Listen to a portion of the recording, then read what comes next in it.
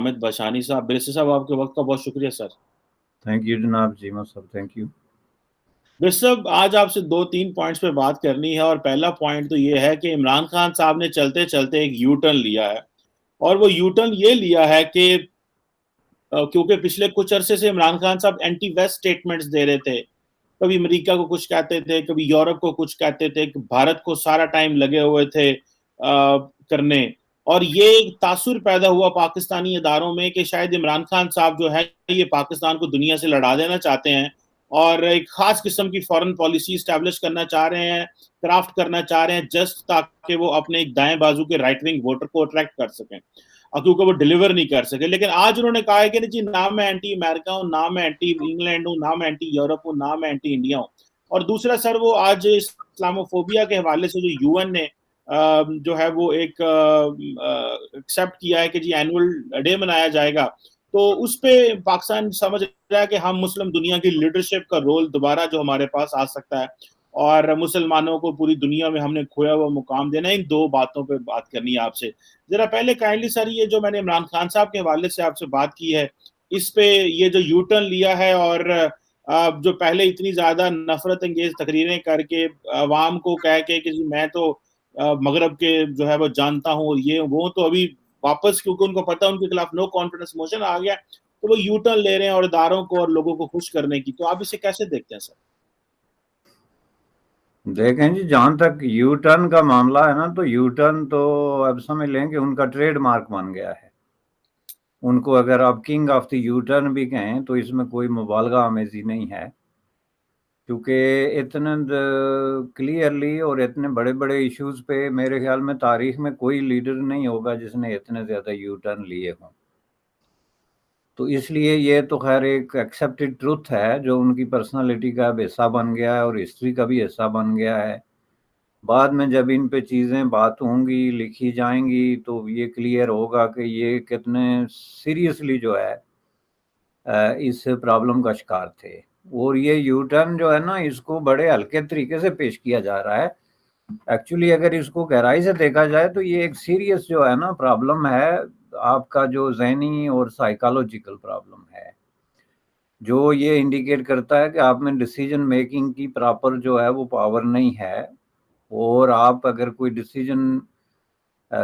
کر بھی لیتے ہیں تو اس پہ کھڑا رہنے میں کی آپ میں جو ہے وہ ہمت نہیں ہوتی. تو آپ اس کے بعد پھر اس کو رجوع کرتے ہیں, اس پہ جو ہے وہ ٹرن لے لیتے ہیں. تو اس حساب سے یہ تو ایک کلیئر بات ہے. جہاں تک ان کے یو ٹرن کے ایسنس کا تعلق ہے, اس چیز کی وضاحت کرنا کہ میں انٹائی امریکہ یا انٹائی ویسٹ یا انٹائی انڈیا نہیں ہوں, تو اس کے حوالے سے وہ کچھ اتنے زہریلے قسم کے بیانات دے چکے ہیں, ویری ڈیمیجنگ اینڈ ویری انسیٹلنگ قسم کے بیانات وہ دے چکے ہیں, کہ اب ان کے یو ٹرن لینے سے اس پہ فرق نہیں پڑتا. ایک تو ہوتا ہے نا کہ آپ سٹیٹمنٹ دے دیں کہ جی میں امریکہ کو دیکھ لوں گا, وہ کیا کر لیں گے, اس طرح کی وہ سٹیٹمنٹیں 20 دفعہ دیتے ہیں. پرسوں کے جلسے میں بھی انہوں نے اس طرح کی یورپ کے خلاف اور امریکہ کے بلکہ ویسٹ کے خلاف ایک باقاعدہ تقریر کی ہے. تو یہ کوئی بڑی بات نہیں. بڑی بات یہ ہے کہ جب آپ دوسرے ایسے حربے اختیار کرتے ہیں یا ایسی سٹیٹمنٹس دیتے ہیں جو براہ راست کہ اس سے ملتی ہے. فار ایگزامپل, جب انہوں نے یہ کہا تھا کہ جی یہ مغرب جو ہے یہ ہمارے فیملی سسٹم کو خراب کر رہا ہے, دس از اے سیریس چارج, یہ ایک چارج شیٹ ہے. پہلی بات یہ ہے کہ آپ کا فیملی سسٹم ہے کیا. آپ جو ہے وہ قدیم یوٹوپیائی جو فیملی سسٹم ہے اس کی بات کر رہے ہیں. آپ پاکستان میں جاگیرداری نظام کے اندر جو فیملی سسٹم ہے اس کی بات کر رہے ہیں, یا پاکستان کی ایلیٹ کلاس کا جو فیملی سسٹم ہے جو لاہور میں یا اسلام آباد کی ایلیٹ کا, اس کی بات کر رہے ہیں, یا عام آدمی جو وہاں کھیتوں میں کام کرنے والے لوگ ہیں, یا ملوں میں یا فیکٹریوں میں کام کرنے والے. تو ان سب کے فیملی سسٹم میں بہت بڑا فرق ہے. وہ کوئی ایک فیملی سسٹم نہیں ہے. اگر کوئی یہ کہے کہ وہ ایک فیملی سسٹم ہے تو اس کو سماجیات کی جو اے بی سی جو سوشل سائنس ہے اس کا نہیں پتا, چونکہ یہ فیملی سسٹم جو ہوتے ہیں یہ جڑے ہوتے ہیں آپ کے سورس آف انکم کے ساتھ, آپ کی جو اکنامک کنڈیشن کے ساتھ, آپ کا جو سوشل سٹیٹس ہے اور آپ کا جو اکنامک سٹیٹس ہے سوسائٹی کے اندر اس کے ساتھ جڑے ہوتے ہیں. اس میں مطلب جو آپ کی ہائی جینٹری ہے ان کے اندر یہ چیزیں بالکل ایک الگ طریقے سے دیکھی جاتی ہیں جیسے ویسٹ میں دیکھی جاتی ہیں. وہاں فیملیز کے ریلیشن شپ آلموسٹ لائک اسی طرح ہیں. وہ اگر ایک گھر میں بھی رہتے ہیں تو ممکن ہے ایک دوسرے سے اپوائنٹمنٹ لے کے بات کریں. تو یہ اس کو آپ ایک عام آدمی کے اس سے نہیں ملا سکتے. تو یہ جو بیان انہوں نے دیا بہت ہی زہریلا قسم کا بیان تھا کہ ہماری کوئی الگ سو جو ہے وہ فیملی ویلیوز ہیں اور ویسٹ ان کے خلاف جو ہے وہ کوئی سازش کر رہا ہے یا ویسٹ میں اس کے خلاف کام ہو رہا ہے. پھر انہوں نے جو ایک یہ ٹرینڈ انٹروڈیوس کیا اپنے لوگوں سے تالیاں بجوانے کا کہ میں جو ہے وہ ویسٹ کو پوچھتا ہی نہیں ہوں جی کہ وہ کون ہے, ہم کوئی ان کے غلام تھوڑے ہی ہیں. اور یہ تقریریں انہوں نے اس وقت پیک پہ لے کے گئے جب وہ انفیکٹ جو ہے مغرب کے پاؤں پڑے ہوئے تھے, جس کی مثال میں آپ کو آئی ایم ایف دیتا ہوں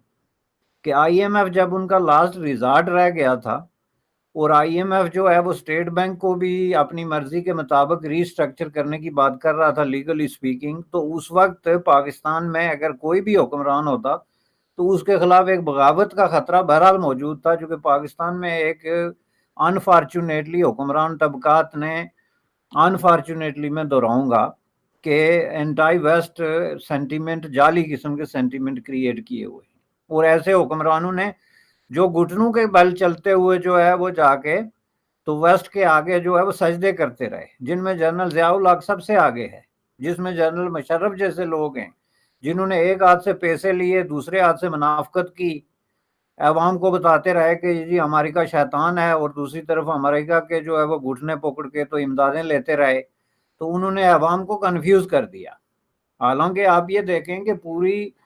پاکستان کی جو ہسٹری ہے اور وہ بہت ہی شارٹ ہسٹری ہے, پرائمری کا اسکول کا بچہ اس کو جو ہے ریپروڈیوس کر سکتا ہے. 70 سالوں میں آپ مجھے یہ بتائیں کہ امریکہ نے آپ کو دینے کے بجائے لیا کیا ہے؟ ذرا آپ مجھے گن کے بتا دیں کہ بڑے بڑے دانشور بیٹھے ہوئے ہیں کہ لیا کیا ہے آپ سے. آپ نے جو گھٹنے ٹیکنے شروع کیے تھے رائٹ فرام 1948 سے لے کے, جب قائد اعظم نے بلکہ پہلا وفد بھیجا تھا وہاں پہ اپنا خط دے کے, وہاں سے لے کے تو یہ آج تک آپ دیکھتے آئیں کہ امریکہ نے کتنے پیسے پمپ کیے ہیں پاکستان میں, کتنی بڑی ملٹری ایڈ جو ہے وہ ڈائریکٹلی دی ہے, کتنی بڑی جو ہے وہ دوسرے ماد میں جس کو مختلف امریکی اگر وہ منصوبے آپ دیکھیں ایگریکلچر میں, فوڈ میں, دس دیٹ, وہ ایک لمبی جو ہے وہ اس میں. تو اس کے جواب میں آپ نے امریکہ کو کیا دیا؟ چلیں پہلے تو 2-4 جنرل جو تھے وہ سیٹوں سینیٹوں میں جا کے بیٹھے ہوئے تھے کہ ہم لڑیں گے جی آپ کے لیے, تو وہ بات سمجھ میں آنے والی تھی. لیکن اس کے علاوہ اب آپ نے اپنی خدمات پیش کی, اس کے عوض آپ نے پیسے لیے, اور اس کو اگر آپ دوسرے ملکوں کی طرح ہوتے تو اس کو گڈ ول کی طرح یا کسی طریقے اور طریقے سے دیکھتے, لیکن آپ نے اس کے خلاف ایک باقاعدہ ایک کنسپیریسی کو جو ہے وہ فالو کیا, اور اندر ہی اندر مغرب کے خلاف جو ہے وہ آپ کرتے رہے اس طرح کی باتیں, جس کی وجہ سے عوام میں ایک کنفیوژن پیدا ہوا. میں اس کو نفرت بھی نہیں کہوں گا, میں اس کو کنفیوژن کہوں گا, چونکہ نفرت کے بھی گراؤنڈز ہوتے ہیں کہ امریکہ نے کہ ابھی آپ پہ کوئی کبھی حملہ کیا ہو, آپ کے کوئی بم پھینکا ہو, آپ کی دھرتی پہ کوئی فوجی بھیجا ہو, کوئی اٹیک کی ہو, آپ کے خلاف انٹرنیشنل کسی فورم پہ کہیں ووٹ دیا ہو, کشمیر ایشو پہ یونائٹڈ نیشن کے اندر سیکیورٹی کونسل میں کہیں کیا ہو, تو پھر بات ہو سکتی ہے کہ جناب یہ تھا جو ہے وجہ, تو ہم اس کے خلاف ہیں. اس لیے یہ نفرت نہیں ہے, یہ ایک بے بنیاد قسم کا کنفیوژن ہے جو عوام کے اندر جو ہے وہ موجود ہے, جس سے کہ عمران خان صاحب فائدہ اٹھانا چاہتے ہیں, اور وہ اس طرح کی باتیں کر کے تو جو ووٹ اپیل ہے جو اس طرح کی کنزرویٹو سیگمنٹ آف سوسائٹی کے اندر, اس کو لینے کے لیے وہ ملک کا بیڑا گرک کر رہے ہیں, اور اس کو انہوں نے مذاق سمجھا ہوا ہے کہ اس کا کوئی نوٹس نہیں لے گا. تو جب ان کو اب بتایا جانے لگا آہستہ آہستہ کہ جناب ان چیزوں کا تو نوٹس لیا جاتا ہے, آپ بے شک جا کے بہاڑی میں یا چیچا وطنی میں تقریر کریں چھپ کے,